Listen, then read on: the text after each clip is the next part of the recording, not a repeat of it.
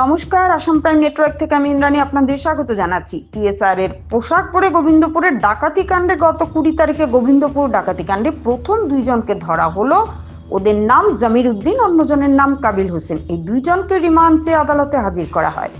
পরবর্তী সময়ে রিমান্ডে থাকা সত্ত্বেও আরেকজনের নাম জানতে পেয়ে ধৃত আরো এক ডাকাত উদ্ধার ডাকাতি কাণ্ডে ব্যবহৃত পোশাক সহ অন্যান্য সামগ্রী। ধৃত ডাকাতের নাম বিলাল উদ্দিন ওরফে হেলাল, বয়স 34, পিতা আব্দুল কাইম। জানা গেছে তার বাড়িও দক্ষিণ কদমতলা গ্রাম পঞ্চায়েতের 4 নম্বর ওয়ার্ডে। ধৃত বিলাল উদ্দিনকে আজ রবিবার পুলিশ রিমান্ডের আবেদন জানিয়ে ধর্মনগর জেলা ও দায়রা আদালতে প্রেরণ করা হয়। ভানুচন্দ্রের রিপোর্ট, আসাম প্রাইম নেটওয়ার্ক। 23 তারিখ যে ডাকাতি কাণ্ড সংঘটিত হয়েছে, এই ডাকাতি কাণ্ডে আমরা প্রথম দুজনকে অ্যারেস্ট করি।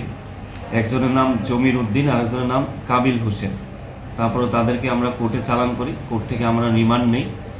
তো তাদের রিমান্ডে থাকা অবস্থায় তাদের জিজ্ঞাসাবাদ করে আমরা আরেকজনের নাম পাই, ওর নাম হচ্ছে বিল্লাল উদ্দিন, ওকেও অ্যারেস্ট করি।